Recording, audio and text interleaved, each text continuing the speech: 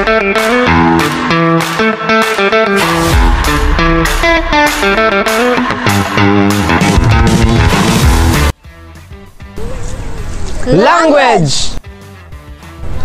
culture, and society. Hello everyone! In this video, we will explore how language shapes the way we think and interact within our community. As we all know that language is more than just a way to communicate, it reflects our identity, influences our thoughts, and adapt to different social settings. Right now, let's hear from different individuals about their experiences with language diversity. Today, I am Princess May Galo. and I am Earl Joseph Dimolo. Ana, yung Moreno Las Piñas. So we'd love to hear about your language journey. So to start, can you please introduce yourself? Marijono Edo, Kinyutubo. I am Christian Sanico from Loreto, Agusan del Sur. I am proud Manubo. Okay, so thank you. So first question, unsa nga mga hagit or challenges nga imong nasinati kung mag-switch or magbalhin-balhin ka og pinulungan sa eskwelahan? So one of my challenges nga akong na-face pag magbalhin-balhin sa akong language is that malimtan ako usayang ako ang manubo nga language, which is ang atong ginagamit diri sa eskwelahan is Bisaya. Okay, so nakasinati ba ka or nakasuway ba ka nga maulaw kung musturya ka sa imong kaugalingon nga dialect? So, kana akasiko. So, I am proud Manubo. Mauning gitudlo sa ako ang mga lolo, lula sa akong inahan since ako ni siyang dalhon hantod sa hantod. Gusto na mambalaan kung nakaagi ba ka sa sitwasyon nga giusgahan ka tungod sa imong inilang pinulungan? Oo, madogi na situation. So, I experienced tong nakog Davao when I visited with my sa akong mga kapamilya dito sa akong father's side. So, ginakatawan nila ang ako the way I pronounce my language nga Manubo. So, ginakatawan nila. So, ang ilang kuan dito interpretation kung makadungog silang Manubo is ni taga-bukid man na siya, ni pangit kay iyang kuan kay the way mag-speak ang Manubo kay medyo kuan baya lahi baya jud sa Bisaya. Sa imong pagtanaw karon sa mga kabatunan, nagagamit ba sila sa ilang inilang pinulungan? So normally sa kuha as a student, for example sa kuha ay ang Manubo nga mag-speaker sa balay gagamit jud mig Manubo. While pag diri sa school, magamit mig Bisaya kay mao may ginagamit sa folder sa school. So, para makasabot, para magkasinamtanay, for us to understand each other, magamit ko Bisaya. So, yes, dili magamit sila og Manubo nga language karon. So, ilang ginagamit is ang Bisaya nga mo'y para makipagsabot tanan, masabtan sa tanan kay. My last question for you is tradisyon o binuhatan sa inyong kultura ang makatabang sa pagreserba sa inyong inilang pinulungan? So, for me, one of way para ma-reserba ang amo ang pinulungan which is Manubo is to be balanced, which is we have to sa ato ang mga which is at mga lulo, we have to ato siyang mangayo tao tabang sa ilaha para saon pa pagreserba. Then for us at wasab is dapat dili limtan ang ato ang language nga Manubo, dapat dalo nato ni sa hantod. So, salamat kaayo sa imong mga tubag ug sa imuhang panahon nga gigahin sa amoa. Og mao lang to, maayong adlaw. Good day, I am Drummer Balyaza. I am Anel Del Pabros. And we'd love to hear your language journey. To start, can you introduce yourself? Good day everyone, my name is Monica Ionia and the language I'm using in a conversation is Tagalog, Cebuano, and English. Una namong pangutana, what challenges do you face when switching between languages in school? Okay, thank you for that question. So the challenges I face in terms of code switching language in school is sometimes there is words that I don't know what is the term for that specific language, especially on the language of Cebuano, because some of your language are have a deep meaning, and the term I know is just the basic Cebuano. So if I don't know the term, I use my native language, which is the Filipino or Tagalog. Ikaduhang pangutana. Have you ever felt embarrassed about speaking your native language? Why or why not?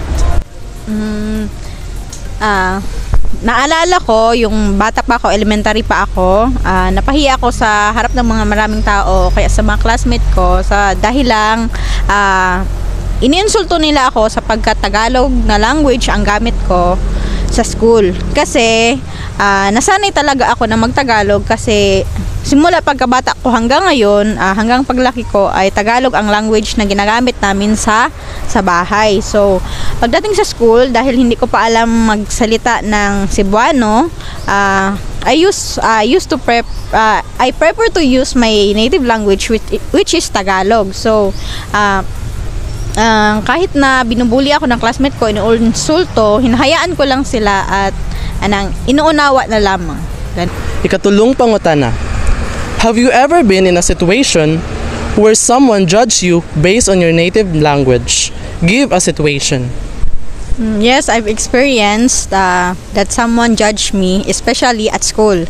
Some of my classmates, binubuli nila ako sapagkat sabi nila bakit daw ako nagtatagalog, na samantalang nasa Mindanao ako at ang language na ginagamit is Cebuano. At isa pang sinasabi nila is matagal na ako sa Agusan pero bakit Tagalog pa rin ang gamit ko? Dapat daw magbisaya na ako instead of Tagalog. So sa karon, do you think younger generations are still learning and using your native language? Why and why not? Okay. Thank you for that question. So in my opinion, younger generation right now still using or learning my native language.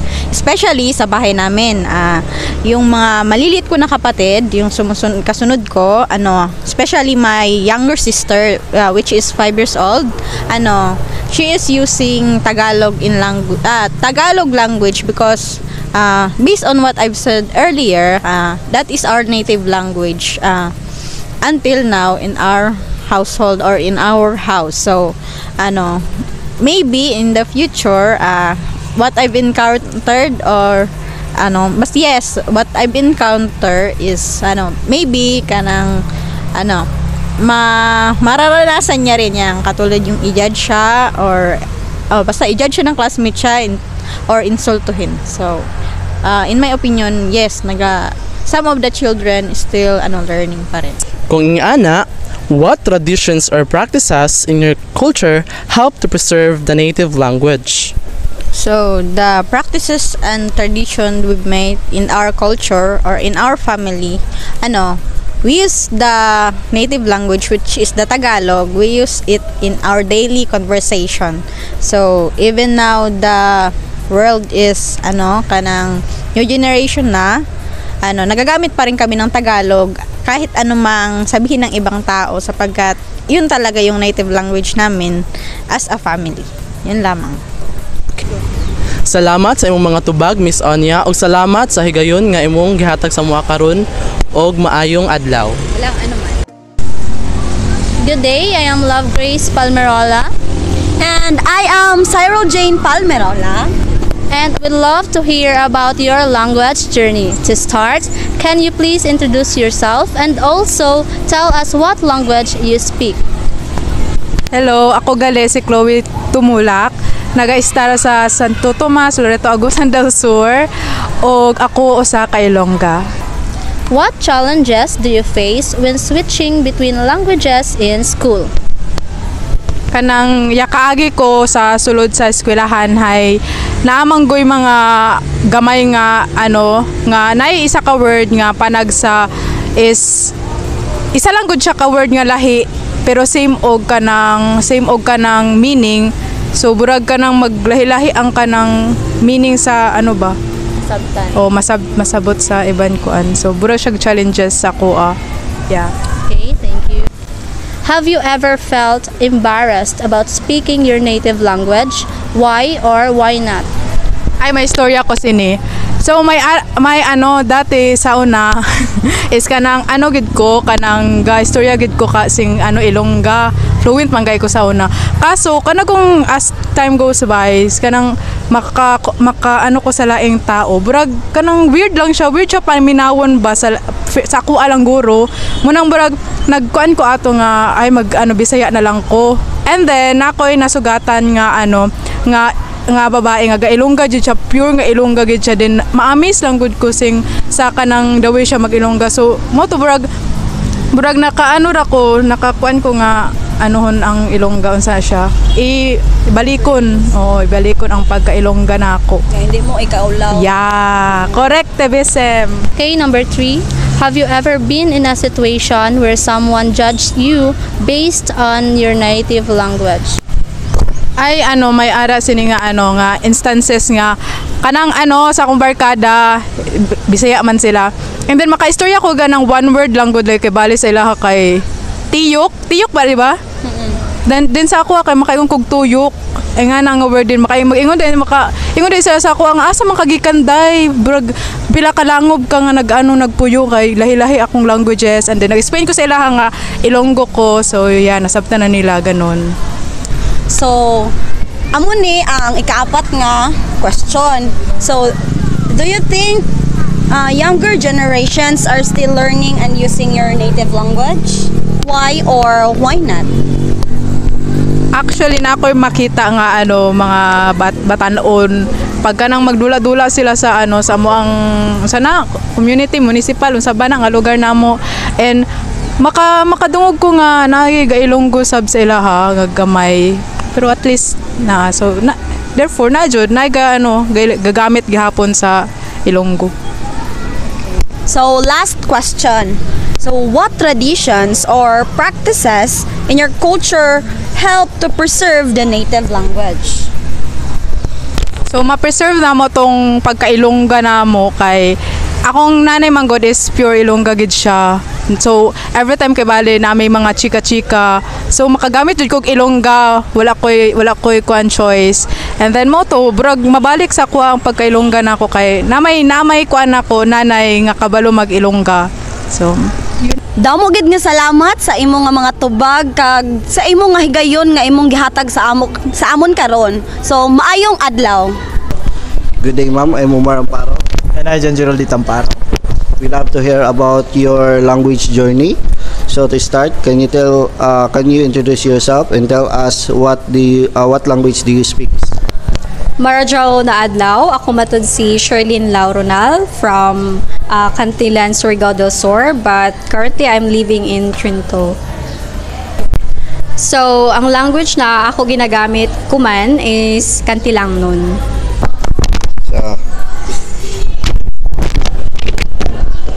Miss Sherlyn, ang una nga pangutana, unsa nga mga hagit ang imong nasinati kung mabalhin bahin ka og pinangunan sa eskwelahan?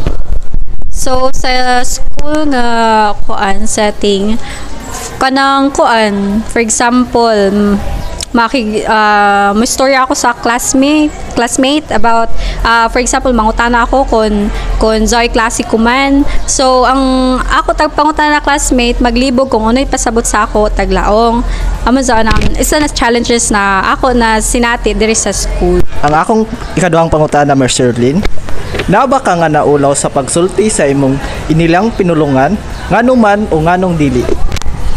Actually, dili ko maulaw. Dili ako masipog kay actually ma-amaze pa ganyan ako mga classmate na mo. Story ako ng Cantilangnon kay in that way maka-learn sad sila kun unay pasabot sa to ako taglaw sa ila. Sa ikatulong nga pangutana, nakaagi na ba ka og sitwasyon nga gihusgahan katungod sa imo ang inilang pinulungan, hatagi og pananglitan? Actually, wala pa.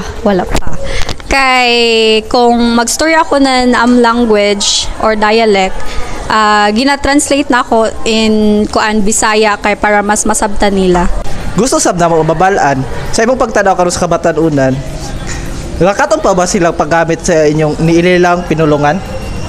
Ngano man or nganong dili? Actually, kuman sa ginagamit gihapon nila ang native na language which is the Kantilangnon kay mao may naandan. May ilan na dakan tapos adlaw sab na communication may ginagamit na language. Sa ikalima nga mga utana, unsa nga mga tradisyon o binuhatan sa inyong kultura nga makatabang sa pagreserba sa inyong pinulungan? So adlaw-adlaw ginagamit gazud namo an amo language which is the Kantilangnon to communicate. So salamat sa imong mga tubag, Miss Sherlyn. Salamat nga ni kuan ka sa among pag-interview sa imo ha. Ug maayong adlaw. Good day, I'm Kenrick Soto. And I'm Ryan Machas. And you are? Maclois Trolianes. We'd love to hear about your language journey. Unang pangutana, unsa nga mga hagit sa imong kinabuhi ang imong nasinati kung magbalbalhin ka og pinulungan sa inyong eskwelahan? Kanang nay mga difficulties about sa paras anang sa kanang ang teacher kay magpa-English siya na which is ang among nandan is native, maglisod ka og sabot or malisod ka og sabot sa ipang istorya sa mga instructor even sa mga students pod kung mag-English. Ikaduhang pangutana, nakasuway na ba ka nga naulaw sa pagsulti sa imong inilang pinulungan? Ngano man o ngano kung dili? Wala pa kay halos manggod students diri sa Ascat is Bisaya pud ang kanang ginagamit ba which is makasabot ra tanan og nganong ikaulaw man pud siya. Ikatulo, nakaagi na ba ka og sitwasyon nga gihusgahan ka tungod sa imong inilang pinulungan? Hatagi ko og pananglitan. Kanang wala pa kay halos man kay Bisaya ra tanan, so dili ra kayo ka ma-out of place if magstorya ka sa imong native language. Okay. 1, 2, 3, go. So gusto po na ako mabaw-an nga sa imong tan-aw ang mga kabatan-unan karon nagakat-on og nagagamit pa ba sa inyong inilang pinulungan ngano man og nganong dili? Wala na kayo kay ang gina-prefer naman sa mga parents kay English naman kanang murag mo na ilang qualification ba nga kanang English na antunan sa bata so murag na bilin na kayo ang native language nga Bisaya. So karon kay nga naman, so unsa ang mga tradisyon o binuhatan sa inyong kultura ang nakatabang sa pagreserba sa inyong inilang pinulungan? Kanang mas fokusan pa nila ang native nga language which is sa Bisaya, dili kay sila mag-prefer na sa English para ang kanang Bisaya is magpabilin gyapon sa ilaha kay ang Bisaya baya kay ilahang cultural identity dira nato mahibalan kung kanang dira po nato maipagmalaki ang ato ang kanang kultura sa ato ang language nga ginagamit. Okay, salamat. Salamat sa imong mga tubag ug sa imong oras nga gigahin para sa mga maayong adlaw. Salamat po. The world is home to thousands of languages, each reflecting the culture, history, and identity of its speakers. These languages shape how people think, communicate, and connect with others. Although language differences can create challenges, they also promote respect and understanding. Celebrating this diversity helps build a more creative and connected world.